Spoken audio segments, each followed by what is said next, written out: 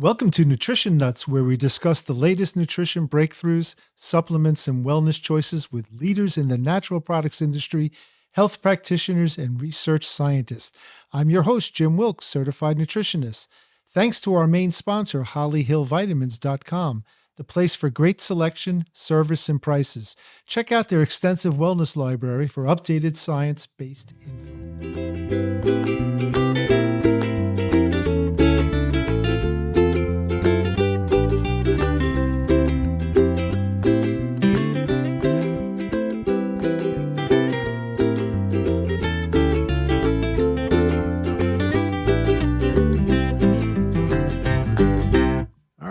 Good day to all, and thanks again for joining us. I am your not-so-humble host, Jim Wilk, and today we'll be speaking with Charles Dadant. He's a science educator and an herbal storyteller. That's pretty cool, right? And it's going to be on a subject I find both really fascinating and mysterious, right, at the same time. And this is the wonderful world of mushrooms. I've been fascinated by mushrooms. I don't know much about them. I went picking for some a couple of years back out in the wilds of Pennsylvania here. And I think it's just a great subject, and it's still pretty well misunderstood, all right? It's probably people think I'm going to take a mushroom out in the wild and die from a poison overdose, which is possible, I guess. But, most of it is edible, and I wouldn't go out there picking without someone who knows what they're doing there. So, or someone who doesn't like me, I wouldn't go out either. So Charles Dadant's going to be on, and pretty cool. In 1970, he began as an organic farmer in Hawaii, then went on to own a vegetarian restaurant there, and he's making concoctions like fruit smoothies and all this stuff for MDs and dentists. Really cool. For the last 30 years, he's been representing a lot of the major supplement companies. And for the last 6 years, he's been educating nationwide for host defense. And in my opinion, they're the premier mushroom company. It's founded by Paul Stamets. I guess if you've heard anything about mushrooms, whether TED Talks, whether it's Joe Rogan's podcast, you may have seen Paul on there. And he's a fascinating character as well.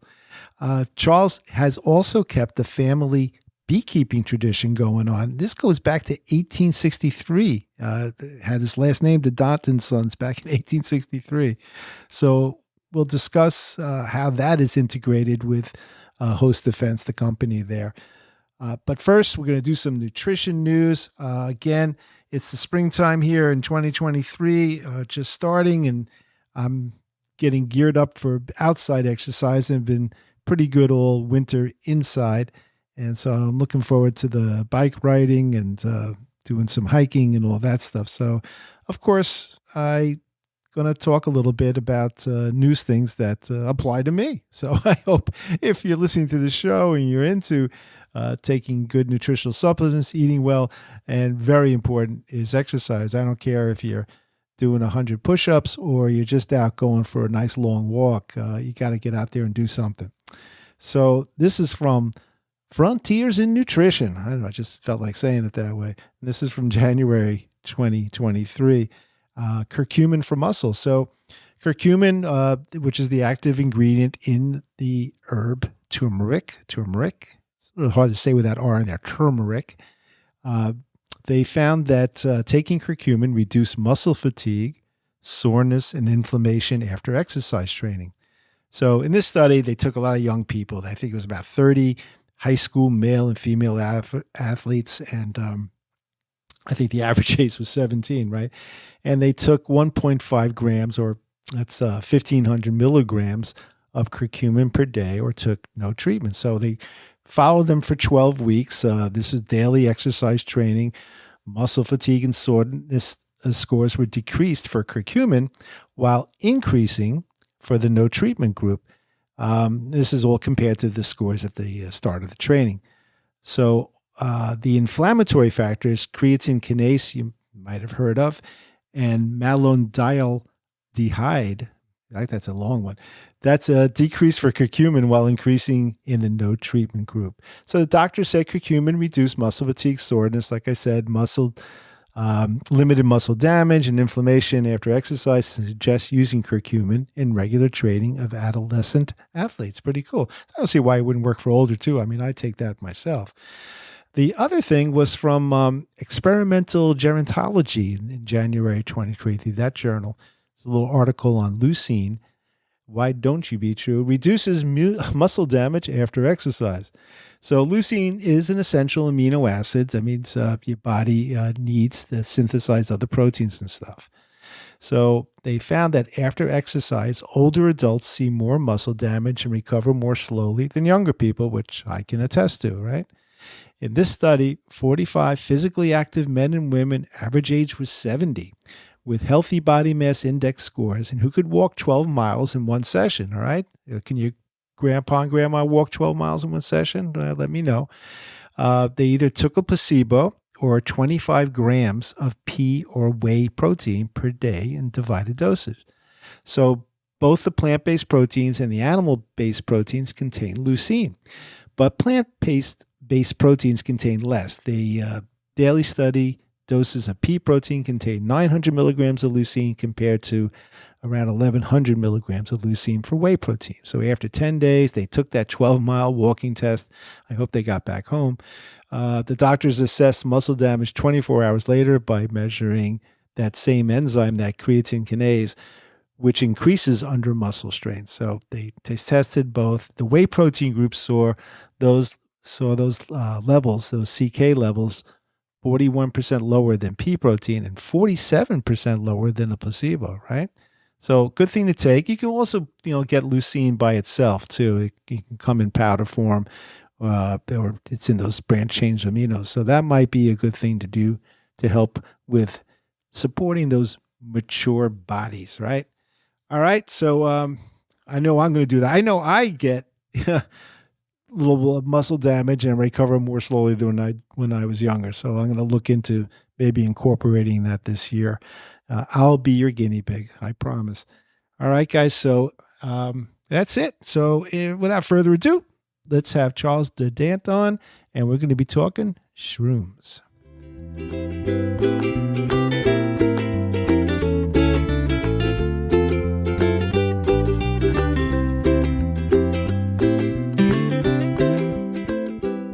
All right, Charles Dadant, thank you so much for joining us today. I really appreciate it. And I gave your little introduction in the beginning there, your little bio, but I'm still intrigued. And I want to maybe, if you have a few minutes to discuss it a little bit. So your family back in 1863 had a beekeeping supply business. Well, first of all, I have to ask, Confederate or Union? Well, here's the thing. And actually, Charles is my great-great-grandfather. Okay. I'm Tom. He lived in a little tiny village in northeastern France called Vaux-sous-Aubigny. Yeah. And invented the modern-day beehive, took it from a straw dome to a square box, and conceptualized and created what they call a queen excluder to keep the queen down in the bottom of the hive, the biggest box. That's where because she does all the laying of the eggs. So right. The brood away from the honey. That way, when they harvested the honey, they didn't destroy the whole hive. And he really shortly after that emigrated to the United States right in the middle of the Civil War, buzzed right through all of that and ended up in central Illinois on the banks of the Mississippi River, where we've been for like 5-6 generations now. That's fantastic. And your family's from France originally? Well, the last name, Dadant, it used to be D''Adant, and it is definitely a very French name. He was Charles Dadant. We've had Camille Pierre Dadant and Philippe Maurice Dadant, and all of, very French family. Have you been back? Did you look up some old relatives at all or anything? That's really that's a fascinating story, Jim. It's, my dad, who worked for a company called the Rand Corporation, sort of a government think tank, back in his day. Right, I remember. He got stationed with NATO as an advisor to NATO Defense Deployment outside of Paris. So we lived outside of Paris, France for 2 years. And we have French relatives that we looked up. And they decided, my grandfather at the time came to visit us, and he and my dad and my French cousin decided they would go see if they could find the village where his great grandfather had come from. Ah. And literally, they got to the village and it seemed like it was deserted. They finally found somebody and they said, where is everybody? And they said, oh, we're having a big dedication of the gymnasium to Charles Dadant. And, because he's a famous beekeeper. And they kind of laughed and said, well, hey, we're all Dadants. And they arranged an impromptu parade, got an old, a Mustang convertible that some rich person in the village had, and took the top down and sat my grandfather back up on the back of the trunk there and drove him through town and had him cut the ribbon. Oh, that's awesome. That's great. Yeah, it was the time of his life. He was like so pleased. He was practically floating. They had to practically tie him down to the ground to keep him from floating away. Well, I that's a whole nother show with the beekeeping and stuff. I'm fascinated by that too. There's been so much like on Netflix about the life of bees and absolutely fascinating. I mean, we wouldn't be here without them. So it's just exactly, and and that's how one of the reasons I came to Host Defense was I met Paul Stamets about 9 years ago now, maybe 10 years ago. Really, just after he had started Host Defense Mushrooms. He was a keynote speaker at an American Herbalist Guild conference in St. Petersburg, Florida. Right. And I went and introduced myself, asked him if I could help him in any way. And we started having a conversation, had dinner afterwards, and found out we had mutual interest in beekeeping because he's a beekeeper. Mm-hmm. And a few years later, he contacted me and said, hey, would you be interested in coming to the company as a trainer? We're creating a product to feed the honeybees to protect them from the viruses and the varroa mites. And I said, yeah, I'd be absolutely thrilled to do so. So that was one of the reasons I came to Host Defense originally. Well, we got to do a show on bees one day, Tom. I'd be just for myself. I would love it anyway.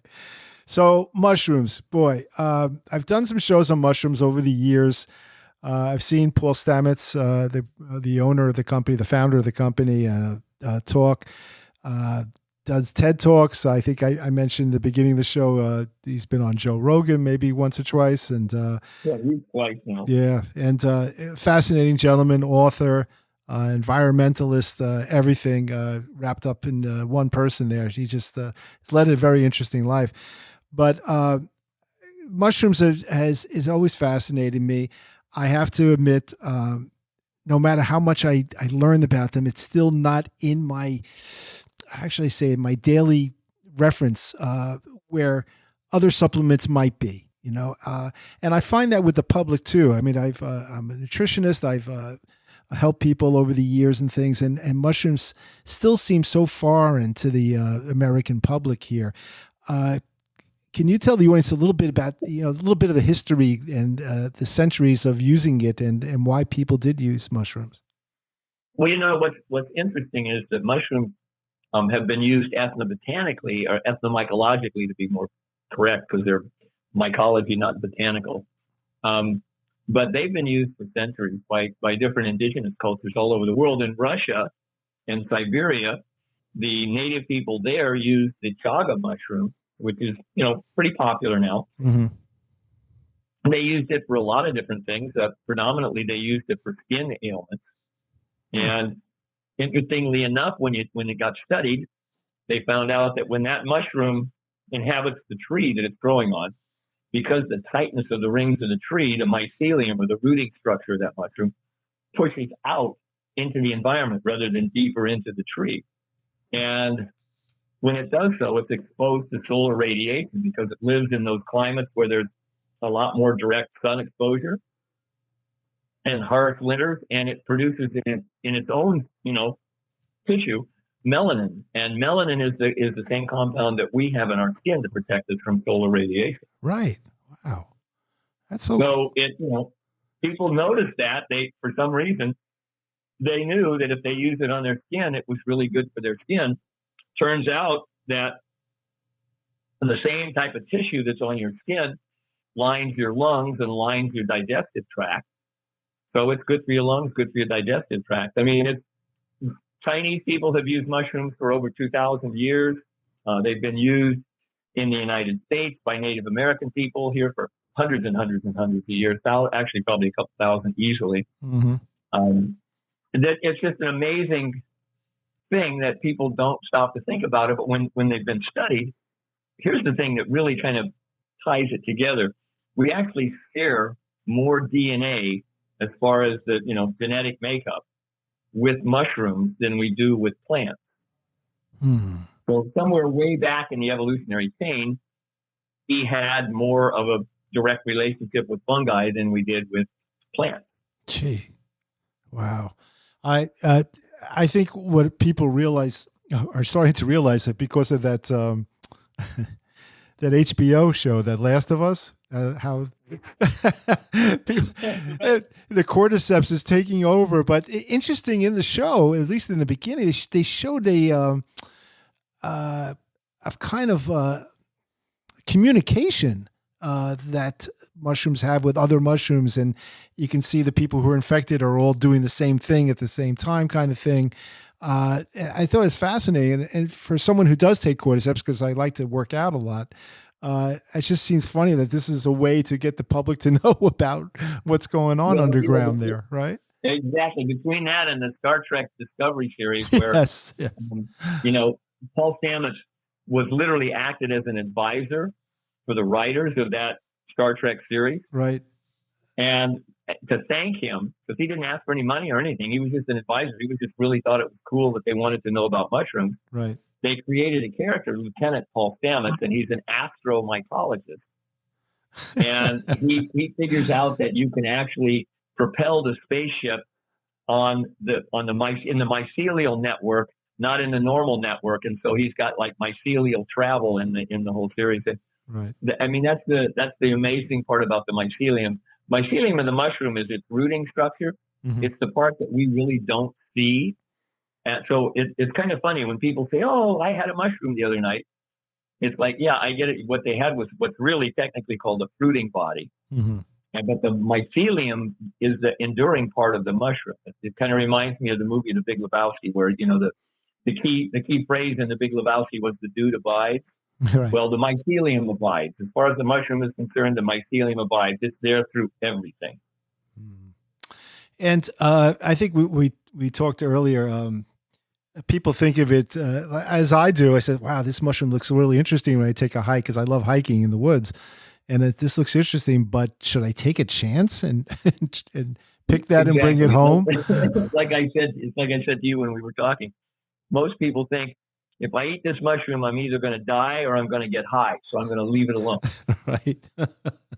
Or cure an illness, one of the two. Right, exactly. Yeah, and that's what they're finding out now, though, is that there are a lot of things that the compounds that the mushroom is creating, not only to protect itself, but, to prolong the species, promote the species, right, resonate with our bodies, with our immune system, and they actually support a stronger immune response in our bodies.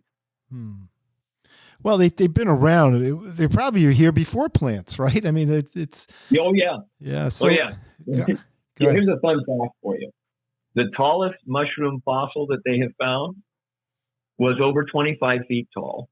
Gee. And it lived. It's called a prototaxite, and it lived at a time when trees were only 3 feet tall. When the ancestors of trees were only 3 feet tall. So mushrooms were the tallest thing in the landscape, and they found this huge fossil of it with a, stem 3.5 feet across in diameter, in Saudi Arabia. So imagine how the planet's climate has changed. That there were mushrooms growing in Saudi Arabia. Now it's a death. Wow. Yeah, that's freaky, I tell you. So people use it, mushrooms, from culinary reasons, obviously, to enhance their food and everything. I'm a shiitake lover, so I loved making shiitake with in my eggs and stuff in the mornings. But there's the medicinal part of it too. So it can be both, right? It can be both a something that people just love eating because of the taste of it, and also because it can provide some health benefits. Absolutely.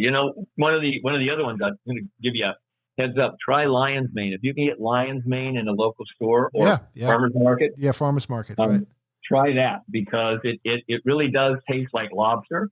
And I've seen people take the fresh lion's mane mushroom along with some of our lion's mane powder that we make at host events. Right. Blend those together and literally make lion's mane mushroom crab cakes. Right. Wow. I could see that. That's awesome. So if you like the crab omelet, try lion's mane omelet. There you go. I will definitely. Um, I noticed during COVID, obviously, our sales of mushrooms did increase. Uh, I think that's the first thing people think of if they don't know much about mushroom. They heard it's good for the immune system. Are there? Is it are generally almost all mushrooms, medicinal mushrooms, good for the immune system, or can you take them all together to enhance? How does one do that? Well, here's the interesting thing now. Every mushroom that we've tested, and we culture 17 different mushrooms, some of which are culinary, so some of which you could be cooking with, Hmm. and some of which are, really hard, woody conchs that you wouldn't want to cook or try and eat, but they're really great medicinally. Right. Um, every mushroom we've tested can be labeled as a prebiotic. So prebiotic is something that feeds your microbiome. That's the good probiotics that inhabit our intestinal tract, Right. and they make up 70% of our immune system. Huh. So when you've got something that's really healthy and really making your probiotic population strong and healthy, that's a really good thing to take. And that's just one little aspect of what mushrooms can do. Hmm. So I know Host Defense makes something called My Community, which is a blend of how many different mushrooms in there? 17 different mushrooms. Gee. And then you have, I think, Paul's formula as well, right? Yeah. The That's Stammet 7, yeah. Stammet 7. And We those had, those more specific. Yeah. Yeah, that's an interesting formula. We had a research group from Japan where they really don't, in Japan, they have a strong use of mushrooms in their culture. They've been using mushrooms for centuries. Mm. But they generally don't tend to mix them together. They tend to keep them individual. Mm. And they were fascinated by the fact that Paul had blended 7 mushrooms together. And they wanted to see, what they did is they requested some from us. They wanted to run experiments on it to see if the fact that we had put it together made it more potent, if you will, than taking those same individual mushrooms, same serving sizes, same dosage sizes, individually throughout the day. And what they found was the whole, literally, the saying the whole is greater than the sum of the parts. Well, that was what was going on with that formula. Blending those 7 mushrooms, the synergy that they created increased, natural killer cell production, macrophage, can way over the norm of just taking them individually throughout the day. Mm. I know you guys, are just excel. I said in the intro that you're probably the premier company out there that makes these, and I like purchasing my products from reputable companies. Your stuff is I would say mostly almost all organically grown, and environmentally, what you guys do is just amazing. So, Oh yeah, we go ahead. we really go for it. Yeah, exactly. You go way beyond the norm there. Um, and each particular, you guys have blends and you have your single mushrooms and things. I just want to talk about a few of them. I found also, and again, I don't know if it's about long-term COVID or whatever. Obviously, folks, we're not doctors. We're not diagnosing here. We're not treating specific illnesses here.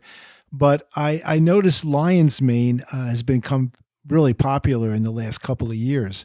And I know people are complaining about their memory for whatever reason, right? It's just happening.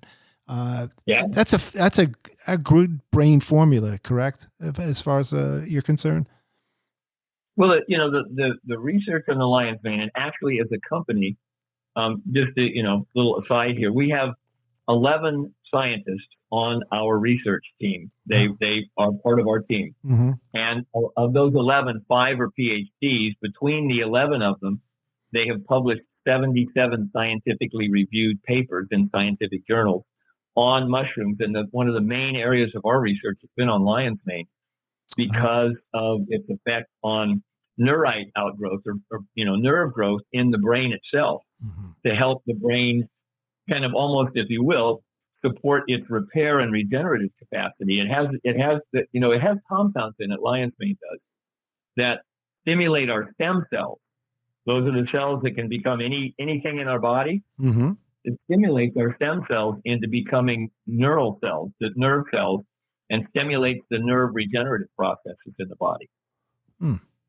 How is there a way to gauge the effectiveness in time frame if someone is taking a supplement form of lion's mane, not eating it culinary wise, but Yeah, yeah. yeah, again, in Japan, they did a human clinical trial on lion's mane mushroom, and they specifically picked people between 50 and 85 years old with mild cognitive decline or impairment. Mm-hmm. And what they found is that when they gave them lion's mane, and this was in a supplement form, they literally within about 2 weeks there was the beginning of some improvement. By 4 weeks there was definitely demonstrable improvement, and by 8 weeks there was profound improvement, which lasted for quite some time. Now, when they finally stopped taking the lion's mane into the study, those benefits lasted for a couple of months, and then they started to wane, which is what it tells you is lion's mane is a functional food. Mm-hmm. It's not a miracle cure or anything like that. It's a functional food. It's giving our body something that the body needs to help repair and stimulate those processes that the body already knows how to do. So it's not like we're making it do something it doesn't know how to do. We're just supporting that activity so that it can regenerate nerve tissue and reconnect those memory pathways, literally. Gotcha. Wow. So Host Defense makes blends, and they make the single herbs as well, the single mushrooms. Why would one take one over the other? I know you have a breathe formula and things for respiratory systems, like a blend of things. Yeah. Where would one find out which one to kind of take? Well, we have some charts in our catalog that Mm-hmm. reviewed by our DSHEA or FDA type attorneys, so we know that we're not making claims that we can't substantiate. Sure. But that with the combination of breathe, which is a combination of reishi, cordyceps, and chaga. We already talked a little bit about chaga. We know that it's good for that cell type that makes up your skin, but also the lining of your lungs and the lining of your intestinal tract. And some of the studies that have been done on chaga show that it's actually protected the DNA of that particular cell type. So it helps it from, aberrating or becoming dysfunctional. And we know that cordyceps, even though the Last of Us has given cordyceps a zombie mushroom label, we know that cordyceps, when it's been used in human clinical trials, mm-hmm. it enhanced oxygen uptake into the blood. It allowed the lungs to relax and bring in more air, and then take more of the oxygen out of that air, put it into the bloodstream. So they call that, in exercise, they call that VO2 max. Right. We increase VO2 max. And it helps to balance mucosal levels in the lungs so that they're not excessive. And then you combine that with reishi, and reishi is a really beautiful adaptogen that helps to lower that fight or flight response, which tightens the lungs up. So it helps to relax the lungs mm-hmm. and support relaxation of breathing. So the three together, again, are very synergistic. And it's one of those formulas that can be extremely experiential for people who need it or who could benefit from it. Yeah, I might. I do a lot of cycling in the spring and summer, so I think I generally do take the cordyceps, but maybe I might do the breathe formula just for the oxygen intake and things. Oh yeah, we did between that and another formula called Cordy Chi, which is just cordyceps and reishi. Right. Those are our two, sort of endurance athlete formulas. I've had parents come up to me, and this is all anecdotal, so please, sure. this is not a statement of a cure or anything else. I've had parents come up to me though and thank me for the company, for the Breathe formula, because it said that their children were, because of respiratory issues, were unable to play sports, and now they were able to play sports. Wow, that's pretty awesome. Can someone be allergic to mushrooms? Can you like people could be with ragweed and things? Definitely allergic to mushrooms. Oh my gosh, it's rare. Yeah, because is there certain ones, or just if someone has an allergy? It's allergic to a certain compound that all mushrooms have, and so literally, if we were out to dinner with him, we were like hyper vigilant, because if we ordered pizza and we said no mushrooms on this pizza, we were like with a magnifying glass searching pizza, because if he took one bite of a mushroom like that, a few minutes later, he'd be an anaphylactic shock. Oh my gosh, that's amazing! Wow. But again, like I said, it's extremely rare. Yeah. And of course, you would find them. That Yeah, guy. right. He's a good friend of mine, right? Right. That's horrible. Oh, gee. So, could it interfere with other supplements? Can you take other supplements or even medications that you know about? Or Well, now some mushrooms there are hypothetical questions.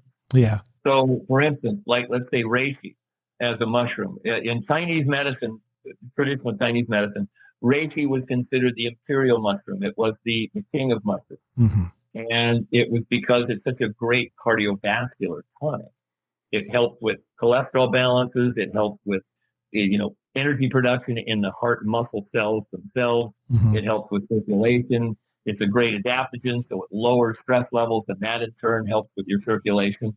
Well, can balance cortisol levels in the body, and it's a fabulous mushroom. But if somebody's on blood thinners or on other blood medications like that, hypothetically there could be a contraindication.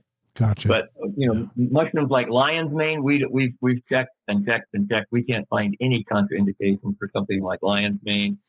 There are other mushrooms that are pretty very very low on the contraindication list. Yeah. Gotcha. Yeah. Okay. And I noticed also that, especially with Host Defense, that you have liquid extracts in dropper form, and you also have it in capsule and powder. Is there a preference among herbalists like yourself and things to go one way or the other? That's a great question, and it's a question. First off, it's a question of preference, Mm-hmm. because for some people, they like me, I take handfuls of supplements. I've been in the industry so long, I've got so many favorites. I take handfuls. Yeah. And sometimes you just get tired of taking. It's like, oh no, I'm going to add 4 more pills to my regimen. Exactly. I can't do it. Right. So they call that pill fatigue or capsule fatigue. And so switching to a liquid is a really good way, or switching to a powder that you can put in a smoothie, I just had a nice chai with lion's mane in it, lion's mane powder. One of the things for me, Jim, is the fact that I know that our intestinal tract is lined with immune cells, immune patches that help to let our immune system know what's going to be coming into our body through that, it's the primary portal of entry, our digestive tract. Right. So that it's lined with immune cells. And when the mushroom, powders that we take, or the capsules, are going through the digestive tract, they're actually interacting with those things as well as feeding the microbiome. The liquids don't tend to make it that far because they tend to get into the bloodstream almost immediately because of the alcohol content. Gotcha. So, when I travel, I like to take the liquids with me, because if there's something that starts to feel like it's going in the wrong direction, I can take a liquid and get pretty quick results. If I'm at home, or if I'm, say, recovering from something and I want to rebuild my body, want to rebuild a certain organ system, for instance, I'll preferentially take the powders or the capsules. Well, I read that you do about traveled over 75,000 miles nationally doing webinars and things. So do the TSA look at you funny when you come through with that, or what? Well, they it's really funny because I've got that TSA routine down wired. I've got my little liquid extract thing over here, and every one of them is labeled. Now, when I go to a foreign country, it's a little bit of a different story. I recently went to India, and they had a whole, they pulled me aside and wanted to know what's this. Right. But normally in the United States now, there's so many people that travel with their supplements that they kind of That's true. That's true. Yeah. And speaking of India, well, just in general, you've been around the globe a little bit here, and are there certain mushrooms that are indigenous to certain areas that even guys like you at Host Defense or something don't know much about and are interested in? What I'm trying to say is is there a new mushroom out there that we haven't discovered yet, possibly, that kind of a thing? Well, what's interesting is because the mushroom category per se is one of the fastest growing categories in the natural products industry. Mm-hmm. It's last year, I think, according to Spin's data, we were like a $52 million category, which is not too shabby. No, not at all. And so if there are mushrooms out there that have a reputation of being health supportive in the country or indigenously, the whole industry finds out about it pretty quickly, especially like it shows that we just had, like the Expo West, show, which is the biggest nutraceutical and natural product show in the country. Right. And they'll show up. So there's one that's really fascinating from Indonesia called the tiger's milk mushroom. And according to them, nobody I think has verified this, but according to them, the legend says that the mushroom only grows where a mother tiger has been nursing her cubs and has killed her. Love it. On the river. Great story. Yeah. I can see that. It's, what they say. There's so many cool stories about mushrooms. I know. The Last of Us only just added to it. Right. Right. But don't they say that about herbs too? Like the herbs kind of look like what they do, like mullein looks like lungs and things like that, the consistency. Yep. Well, doctrine and signatures, according to the shape, the color, the way that it grows, where it grows, all of those things are from one point of view, from an herbalist point of view, those are all indications of what you could be using it for. Yeah, that's their identity, right? How about children and pets? Is there a protocol for them at all, or? Well, we used to make a really wonderful product for dogs and cats, but because of the vetting process with not only the FDA but also the Department of Agriculture, USDA, and the veterinary board. What's really amazing is there's a veterinary board for every single state. So it's not just like you have to pass the national veterinary; you then have to pass every single state veterinary. And Paul just decided, we used to call it mush, canine mush and feline mush, right? And we just decided to stop making it because we were just getting so much pushback about testing and everything. It's kind of like our bee product. We have a beautiful product for bees that we wrote an article in Nature Scientific Reports, which is one of the most prestigious journals you can get, with a 175-year history and all of that. And basically, the article that we published in conjunction with Washington State University, who was doing the research for us, we were able to show during the almond bloom here in California, in 2017, that we could lower the viral load of the honeybees by up to, literally, this number is going to sound staggering and inflated, but it's not. It's actually, we're lowballing it, 40,000 fold. So with one serving, one dose of this mushroom extract, put in the honey water, the sugar water rather, that they're feeding the honeybees just before the bloom for the almonds takes place. Yeah. Was able to lower their viral load by up to 40,000 fold, and actually almost double the lifespan of the bees that were foraging for the pollen and nectar. Amazing stuff. And again, I think you didn't mention the children. How about kids using? Yeah. So there are a lot of studies out there about the nutrient level in mushrooms and them being an absolutely excellent way to augment nutrition for children, especially in poorer countries. And here's a really another nice story. We got a letter from a gentleman in Iran who was, he was living in a bombed out village and feeding his entire village by growing mushrooms in the basement of one of those bombed out buildings that he had learned how to do from taking a course from Paul. Wow. Amazing stuff. Wow. If in general, if someone came to you and said, Tom, I heard so many good things about the mushrooms, the medicinal mushrooms and things. Is there a starter thing that someone can try, or what would you recommend to somebody who just wants to get, the first step into using mushrooms? Right. So again, the two easiest from my point of view, reishi, because again, barring that little, potential, not even proven, but potential blood thinner. Reishi is the most well-rounded mushroom out there. It affects so many different organ systems in the body, cognitive functioning, to digestion, to respiratory health, to endurance, to heart health. It would be the one mushroom that I would say that's the most overarching. It's like one mushroom to rule them all.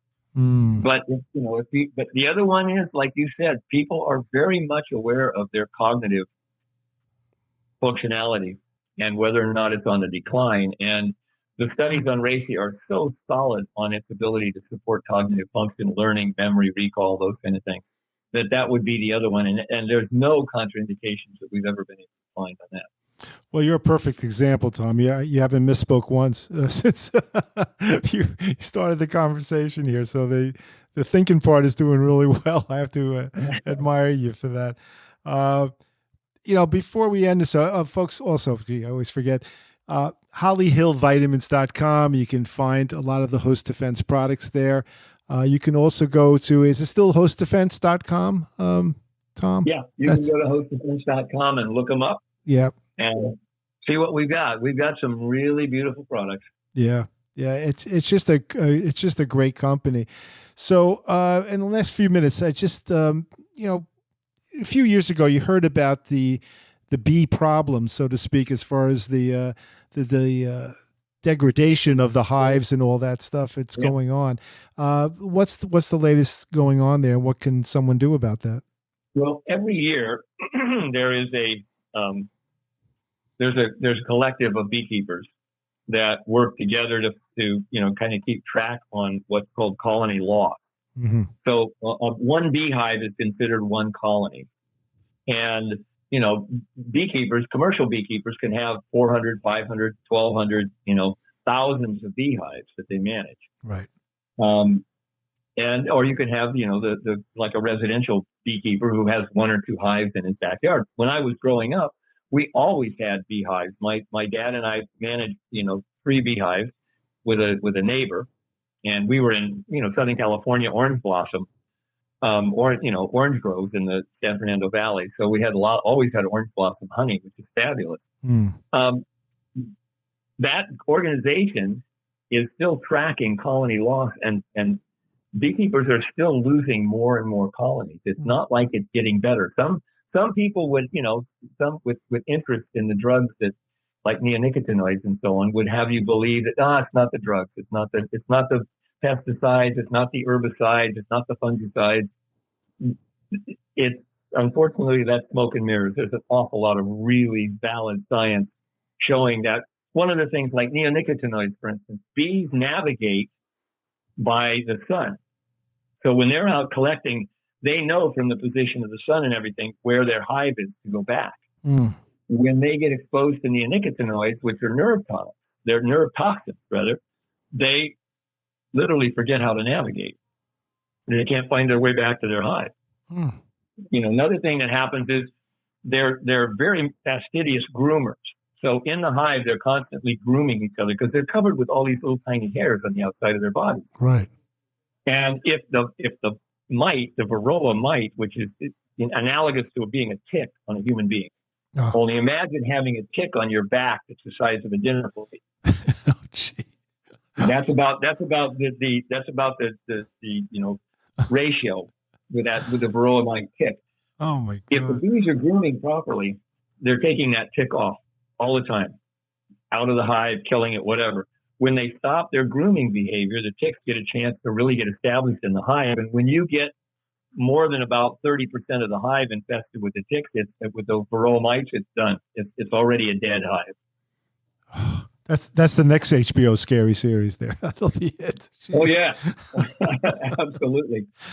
Wow. The last of us plus. Right. There you go. Well, Tom Dadant, thank you so much for being on. I really appreciate it. Remember, friends, you can go to hostdefense.com. You get a lot of questions answered there. And Holly Hill Vitamins, if you want to order some. It's really a sec. In fact, if you use the code word, let's say we're going to use shrooms. Is that okay to use, Tom?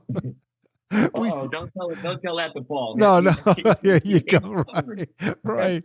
Oh, so just mention that you listen to the show here. Maybe we'll give you a deal there. We'll try to pass that on. Tommy, thank you so much for being. I really appreciate it. All right, take care now. Bye. All right. Well, thanks for listening, guys. I really appreciate it. It's a good show with Tom. I enjoyed that. Always learning something. We got some good shows coming up. We're going to be talking down the road, I think, with Jordan Rubin and about collagen. That's a great product that I'm a big fan of.